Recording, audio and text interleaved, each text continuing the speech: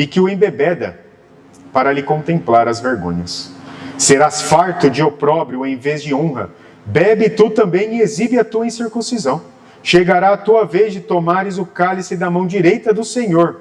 Ignomínia cairá sobre a tua glória.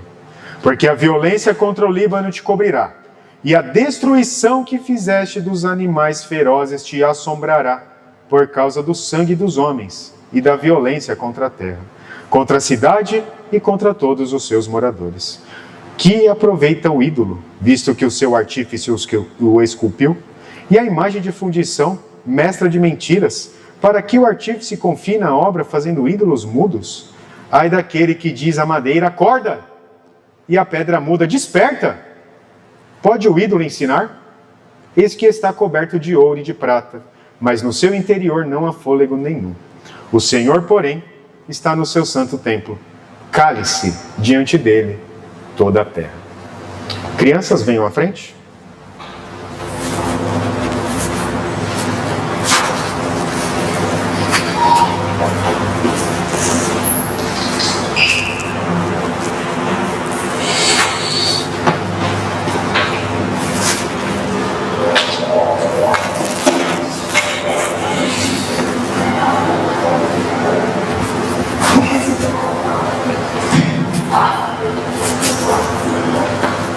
Muito bem, crianças.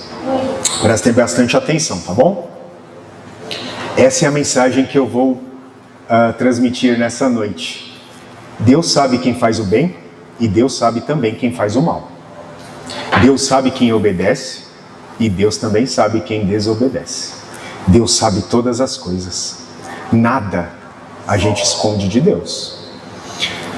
Vocês já sofreram um empurrão de algum amiguinho na escola? Alguém que fez alguma coisa contra você, pegou o seu lápis, rasgou o seu caderno, quebrou sua garrafinha de água? Pode ser que alguma vez algum colega fez alguma coisa ruim contra você. E você foi reclamar para a professora ou para o professor, e parece que não aconteceu nada com aquele amigo que fez aquilo de ruim com você. Não sei se vocês, crianças, já passaram por isso. Alguém que fez alguma coisa errada, desobedeceu e passou impune. Não aconteceu nada com ela. Abacuque estava passando por isso. Abacuque era um profeta de Deus. Ele foi chamado para pregar a palavra de Deus. E ele estava enfrentando isso. Muita gente fazendo coisa errada, desobedecendo a Deus, matando uns aos outros, roubando, mentindo, fazendo tudo o que era errado. E parecia que não acontecia nada com essas pessoas. Parecia que essas pessoas saíam bem, sem acontecer nada. E Abacuque, ele ora, pedindo para que Deus faça alguma coisa. E sabe o que Deus disse para Abacuque? Presta atenção aqui, crianças. Deus disse assim: eu sei quem faz coisas erradas e eu sei quem faz coisas certas. Todas as pessoas que fazem coisas erradas, elas vão ser disciplinadas em algum momento. Pode parecer que demore, viu, Davi? Mas vai acontecer alguma penalidade para quem faz coisa errada. E Deus disse para Abacuque que no tempo certinho ia acontecer algo de errado, viu, Estevão? E Deus disse para Abacuque que ele sabe quem faz as coisas certas, quem obedece, quem faz tudo direitinho, esse vai ser recompensado, vai ganhar coisas boas de Deus. Então, o que Abacuque nos ensina é que nós precisamos fazer o que é certo. Não dá para esconder de Deus. A gente pode esconder do papai e da mamãe as coisas erradas. A gente pode esconder do professor, da professora, viu, Clarice? A gente pode esconder das professoras aqui da escola dominical. Mas de Deus a gente não consegue esconder nada, e Ele sabe quem é obediente e quem não é. E todo aquele que é obediente, que faz as coisas certinho, vai ser recompensado, vai ganhar coisas boas. E para fazer as coisas certas, coisa errada, a mamãe e o papai ficam tristes. Fica triste, e Deus também fica. Por isso que Deus quer que a gente faça sempre o que é certo, porque senão Ele vai ficar triste com a gente. E a tristeza de Deus contra quem não é filho dele se transforma em castigo. Deus castiga.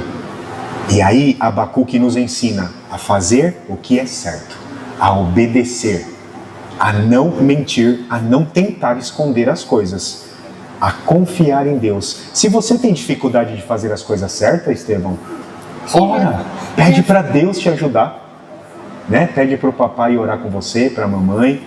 Se você, José, tem dificuldade de fazer o que é certo, pede para a mamãe e o papai orar junto com você. Ore para Deus.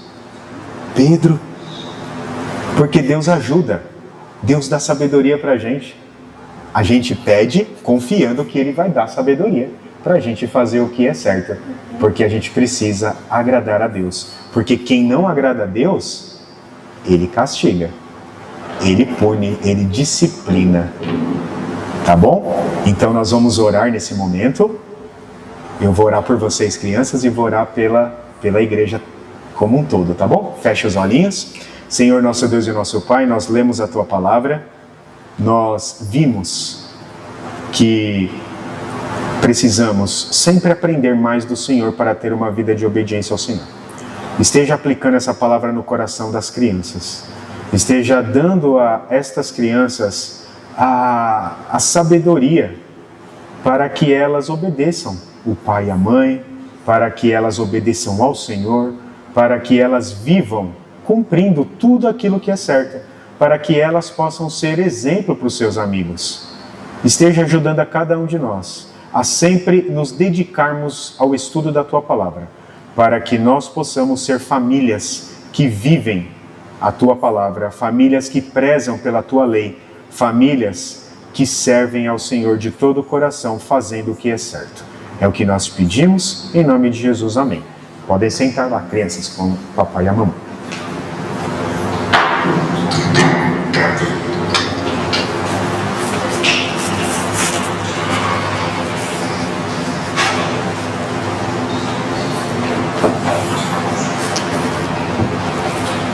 Meus irmãos, nós temos visto aqui em Abacuque que a sociedade naquela época não era muito diferente da nossa.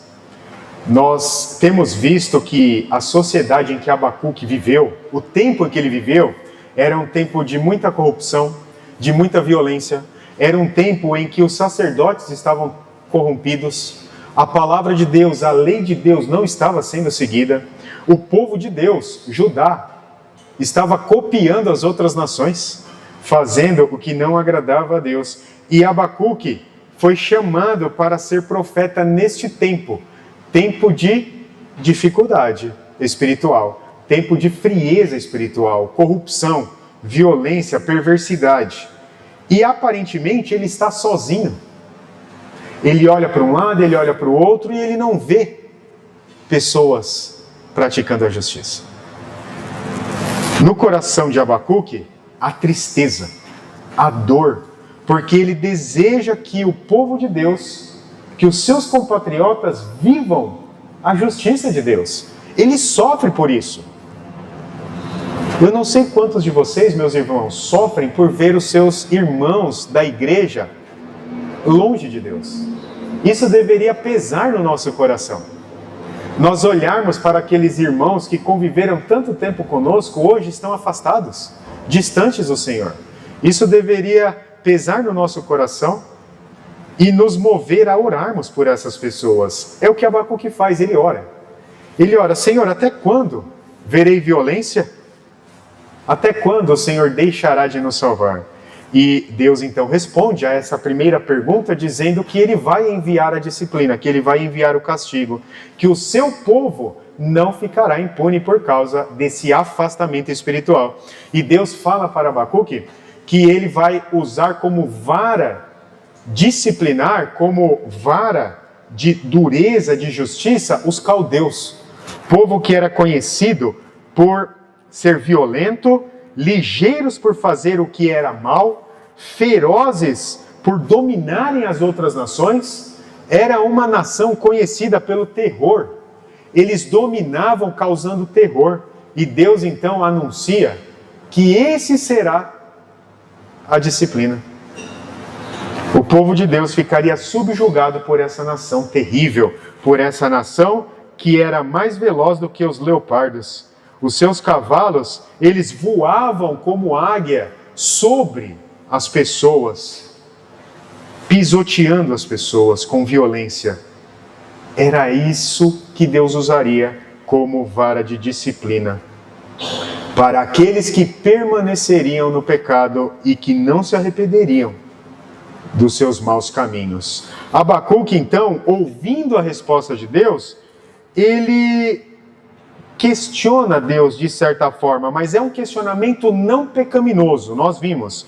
Não é um questionamento onde Abacuque coloca Deus contra a parede e passa a acusar Deus, de maneira nenhuma, meus irmãos. Abacuque, ele diz: não és tu desde a eternidade? Versículo 12 do capítulo 1. Ó Senhor meu Deus, ó meu santo, não morreremos. Ó Senhor, para executar juízo puseste aquele povo, tu, ó rocha, o fundaste para servir de disciplina. Abacuque, ele questiona a Deus, trazendo à memória de Deus os atributos de Deus. Ele diz: o Senhor é eterno, o Senhor é rocha, nós não morremos até o momento porque o Senhor nos protegeu, porque o Senhor nos livrou, e certamente nós não morreremos. Abacuque tinha essa convicção no coração, mas neste exato momento ele não compreende completamente qual é a vontade de Deus. Tu és puro de coração, tu és puro de coração. Abacuque lembra-se da pureza de Deus. Deus não pode com o pecado, e até por isso que Deus vai punir o pecado do seu povo, porque Ele não admite pecado sendo praticado, principalmente pelos que são seus. E então Abacuque, ele questiona, perguntando, trazendo à memória, trazendo à tona todos os atributos que Deus utilizou para a preservação do povo, para cuidado dos seus antepassados, para o livramento das nações. E Deus então responde pela segunda vez esse questionamento. E Abacuque, ele está diante de Deus como que numa torre de vigia, aguardando para que consiga entender melhor, de forma mais clara, qual é a vontade de Deus. Muitas vezes, meus irmãos, nós também não entendemos qual é a vontade de Deus. Nós oramos, nós pedimos, clamamos, vemos coisas acontecendo e nós também não entendemos. E nós podemos colocar esta angústia diante de Deus, assim como Abacuque fez, desde que nós não acusemos Deus, mas que nós oremos e clamemos com um coração sincero para que Deus acalme o nosso coração, para que Deus nos faça entender qual é a vontade dele e assim possamos então aguardar pela sua ação. Abacuque, ele está aguardando, ele aguarda a resposta de Deus numa torre de vigia, diz o versículo 1, ele espera compreender qual é a vontade de Deus, porque ele quer descansar o seu coração em Deus. E o Senhor então diz: escreve a visão, escreve, grava numa tábua, para que a possa ler até mesmo quem passe correndo. Abacuque precisa escrever o que Deus vai dizer. Deus não quer transmitir apenas para Abacuque. A função de Abacuque como profeta é anunciar a palavra, é anunciar a voz de Deus. E Deus fala: então escreve em letras grandes, de um visível, e coloca num lugar central, num lugar estratégico, onde todos possam ler esta mensagem. Até mesmo quem passar correndo por ela consiga fazer a leitura do que está escrito. É dessa forma que Abacuque precisa registrar a resposta de Deus, e Deus diz então: eu vou enviar os caldeus. Sim, eles serão a vara de punição, porém eu vou puni-los também.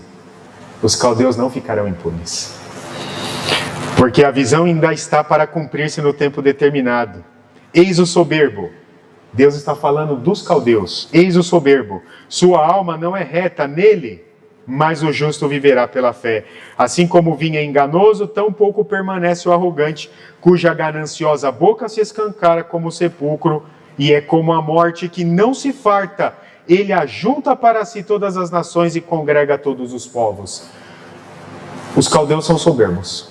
Eu vou usar os soberbos para punir o meu povo, mas eles não ficarão impunes. Eles também sofrerão o engano. Eles que dão de beber do vinho para enganar as pessoas, eles também serão enganados. Eles acharão que estarão dominando Judá pela sua própria força. E eles se enganarão por causa disso. Eles vão contra Judá. Eles vão dominá-lo. Nós sabemos disso, porque hoje nós temos a revelação. Eles estavam tendo, Abacuque estava escrevendo para a transmissão. Mas nós temos e sabemos que aconteceu isto. Foram 70 anos em que o povo ficou subjugado debaixo do poderio dos caldeus da Babilônia. E eles fizeram isso achando que eles estavam por cima, que eles é que eram poderosos, que eles tinham o poder de fazer tudo aquilo contra Judá. Mas eles não sabiam que era Deus que estava dando a todas as oportunidades e situações e formas para que eles subjugassem Judá, mas que eles seriam subjugados também. Não levarão, pois, todos estes contra ele um provérbio, um dito, um zombador? E aí vem então, qual será a punição dos caldeus? Judá seria disciplinada, seria castigada pelos caldeus, mas os caldeus também seriam.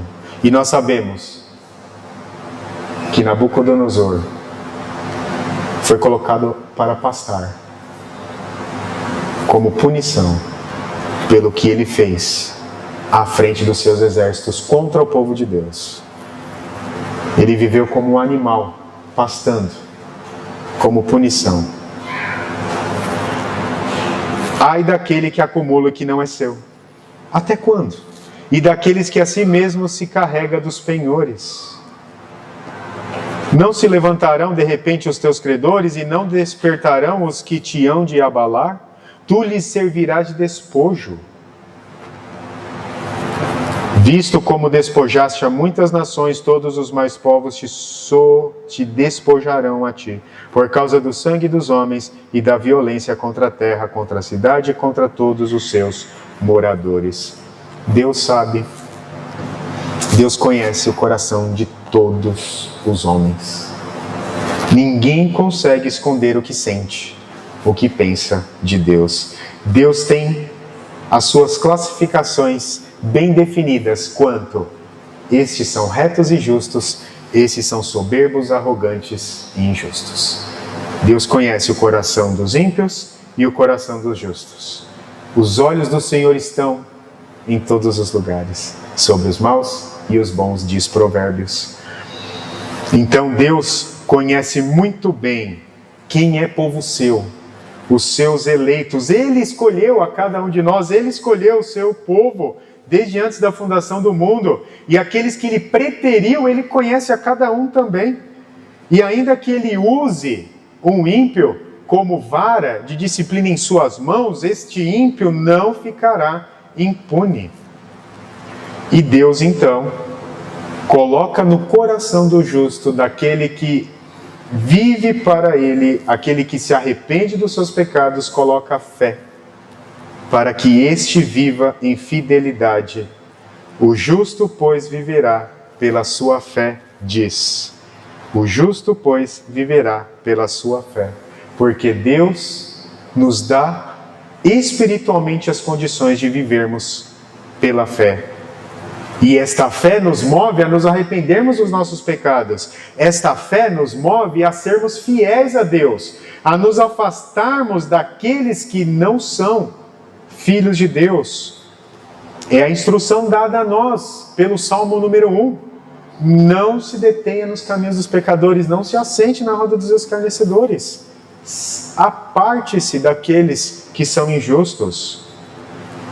E esse apartar-se da injustiça, da impiedade, vem de uma vida de fidelidade, de um coração cheio de fé em Deus, na esperança de que Deus vai agir e age conforme a sua vontade. Então, se nós precisamos de fé, de mais fé, se nós precisamos de mais fidelidade, basta pedirmos a Deus, confiando que Ele dá e Ele vai dar. Deus tem muito bem conhecido quem são seus e quem não são. Os atos de justiça e os atos de injustiça. Os atos de pureza, os atos de impureza. Atos de arrogância e soberba, atos de fé e fidelidade. Esse é o primeiro ensinamento que estes versículos nos dão. E o segundo ensinamento é que os pecados, eles serão julgados no tempo determinado por Deus. Deus vai retribuir. E o primeiro pecado citado aqui, entre os versículos 6 e 8, é o pecado do roubo. Ai daquele que rouba, que quebra o 8º mandamento. O ímpio recolhe para si o que não lhe pertence, os caldeus recolhiam para si o que não lhes pertencia, de todas as nações que eles dominavam. Os caldeus iriam recolher os bens de Judá. Todos os bens valiosos de Judá seriam levados para a Babilônia como despojos. Eles recolhiam, eles roubavam, e hoje os ímpios roubam. A quebra do 8º mandamento não ficará impune. Haverá juízo retributivo de Deus na mesma moeda. Diz aqui Deus: visto como despojaste a muitas nações, todos os mais povos te despojarão a ti por causa do sangue dos homens. E nós sabemos hoje que o Império Babilônico caiu. O Império Babilônico foi dominado. Assim como eles roubavam, eles foram roubados. Assim como eles dominaram, eles foram dominados. Deus retribuiu na mesma moeda. O outro pecado citado aqui é a injustiça. Ai daqueles que são injustos. É a quebra do 10º mandamento. O ímpio obtém para si ganho injusto, oprimindo o mais fraco, para criar para si um império glorioso. O pecado da injustiça aqui é o da cobiça, o 10º mandamento: não cobiçarás o bem do teu próximo, não cobiçarás a terra, não cobiçarás um animal, não cobiçarás a mulher do teu próximo, não cobiçarás o que pertence ao teu próximo. E muitos agem com injustiça opressora para criar para si um império sobre os outros por causa da sua cobiça. Ai daqueles que com a injustiça cobiça e toma para si o que não lhe pertence, subjugando o mais fraco, aquele mais necessitado. Um terceiro ai é contra os violentos, do versículo 12 ao versículo 14. Ai daquele que edifica a cidade com sangue e a fundamenta com iniquidade. Não vem do Senhor dos exércitos que as nações labutem para o fogo e os povos se fastiguem em vão? Pois a terra se encherá do conhecimento da glória do Senhor, como as águas cobrem o mar. Toda essa violência que nós vemos ao ligarmos a televisão, acessarmos a internet, não ficará impune. Deus diz: ai daqueles que cometem violência, ai daqueles que matam, seja para roubar, seja por vingança, seja porque a sua companheira o deixou, não o ame mais, porque ela afastou os filhos. Toda essa violência, essas mortes que nós temos visto por diversos motivos, motivos fúteis, serão punidos. Quebra do 6º mandamento: não matarás. A edificação gloriosa do império ímpio sobre violência, sobre sangue. Deus retribuirá. O sangue de quem derrama o sangue será derramado. Deus não deixará impune a quebra do 6º mandamento. Um outro mandamento quebrado é o 9º, pelos caldeus naquele período, pelos ímpios hoje, a sedução, o 9º mandamento. O ímpio seduz e engana os mais vulneráveis, como alguém que embebeda o outro para expor as suas vergonhas. Veja comigo do versículo 15 ao 17. Ai daquele que dá de beber ao seu companheiro, misturando a bebida ao seu furor, o que o embebeda para lhe contemplar as vergonhas. Serás farto de opróbrio em vez de honra. Bebe tu também, exibe a tua incircuncisão. Chegará a tua vez de tomares o cálice da mão direita do Senhor. Ignomínia cairá sobre a tua glória. Porque a violência contra o Líbano te cobrirá e a destruição que fizeste dos animais ferozes te assombrará, por causa do sangue dos homens e da violência contra a terra, contra a cidade e contra todos os seus moradores. Nós sabemos, meus irmãos, que o alcoólatra, ele se coloca em vergonha perante os outros.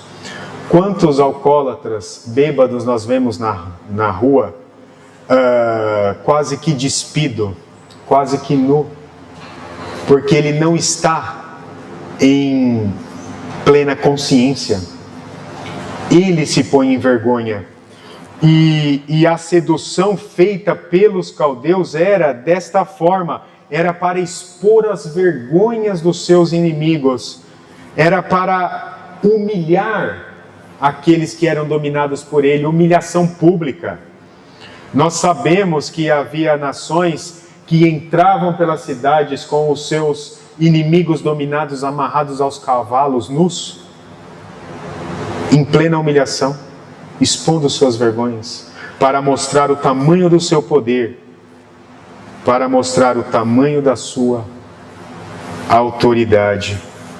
E eles seriam também colocados sob humilhação. Eles também teriam as suas vergonhas, a sua incircuncisão exposta. Eles não ficariam impunes. E por fim aqui, o quinto ai é contra os idólatras. Os últimos versículos apontam a punição de todo aquele que é idólatra, que serve a ídolos e que não serve ao Deus Todo-Poderoso, que aproveita o ídolo, visto que o seu artífice o esculpiu, e a imagem de fundição mestra de mentiras, para que o artífice confie na obra, fazendo ídolos mudos. Ai daquele que diz à madeira, acorda, e a pedra muda, desperta, pode o ídolo ensinar? Eis que está coberto de ouro e de prata, mas no seu interior não há fôlego nenhum.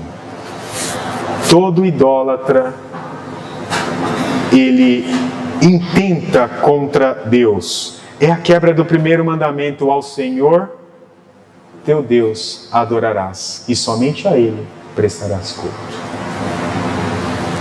Nós lemos em Deuteronômio o que é que o Senhor requer de ti? Que temas ao Senhor teu Deus? Temor é fruto desta adoração. Ao Senhor teu Deus adorarás, somente a Ele temerás. Não há outros deuses diante do Senhor. Há somente Ele, o único Deus verdadeiro. Todos os outros são ídolos mentirosos, falsos, ídolos que foram feitos por mãos humanas. Deus não foi feito, Deus não foi criado, Ele existe desde toda a eternidade. Um dos teólogos que nós lemos e estudamos e ouvimos pregações, Sproul, ele diz que Deus é. Deus não tem um começo, um meio e um fim. Deus é, desde toda a eternidade. E todo aquele que dobra os seus joelhos para um artífice, para a madeira, para a pedra, para aquele ídolo coberto de ouro, este será punido. Este será punido por Deus. E o povo de Deus estava caindo em idolatria. E nós vemos em vários versículos do Antigo Testamento o povo enveredando pelo caminho da idolatria. Por causa disso, cairiam sob o poder dos caldeus. E os caldeus, sendo idólatras, cairiam sob o poder de Deus. A Babilônia tentou impor os seus deuses. 3 amigos foram jogados na fornalha porque não dobraram os seus joelhos diante da estátua de Nabucodonosor. Mas depois, Nabucodonosor cai de joelhos diante de Deus, reconhecendo a sua deidade. Esse é o quinto ai contra os idólatras. Judá, por causa da sua idolatria, seria punida pelos caldeus. Os caldeus, sendo idólatras, iriam ser punidos. E o terceiro ensino aqui, meus irmãos, é que ao executar o seu juízo, Deus permanece supremo. Veja o que diz o versículo 20. Leia comigo o versículo 20, meus irmãos. O Senhor, porém, está no seu santo templo. cale-se diante dele toda a terra. Nós estamos diante de Deus. Nós vivemos diante de Deus. Todos os nossos dias são vividos corandel diante da face de Deus. E nós precisamos viver calados, aguardando o poder de Deus, esperando pela ação de Deus, esperando que Deus se revele, que Deus nos mostre como agir. Nós precisamos nos colocar diante de Deus para saber como viver de acordo com a vontade dEle. Há muito barulho nas igrejas hoje. Muita gente que fala, que grita. Muitos líderes que querem falar mais alto do que Deus. Que não querem ouvir a voz de Deus, porque a voz de Deus é dura. A voz de Deus é rígida, é justa, é pura. E é uma voz que exige de nós justiça, retidão, misericórdia, piedade, adoração. Nós precisamos aguardar por este executar do juízo de Deus, nos colocando diante dele e esperando pelo tempo que virá. O Senhor, porém, está no seu santo templo. E ao estarmos aqui nesta noite, nós estamos aqui para ouvir o Senhor, para buscar o Senhor, para nos entregar nas mãos de Deus. Nós já estamos nas mãos de Deus, é claro. Deus nos guarda em suas mãos, mas nos colocamos humildemente na presença dele para buscá-lo. O cumprimento desta profecia iria acontecer em 3 estágios. Através do poder de Deus. Na primeira destruição da Babilônia e retorno dos judeus. Na primeira vinda do Salvador, quando o reino foi inaugurado, na plenitude do reino que ainda virá. E pela qual nós aguardamos e oramos, venha o teu reino. A execução desta profecia aconteceu, está acontecendo e acontecerá. Aconteceu porque os caldeus levaram cativos Judá. 70 anos em que o povo de Deus ficou na Babilônia. Houve aquele remanescente fiel que ficou, sim, lá em Judá. Mas ficou em miséria, com a cidade toda destruída.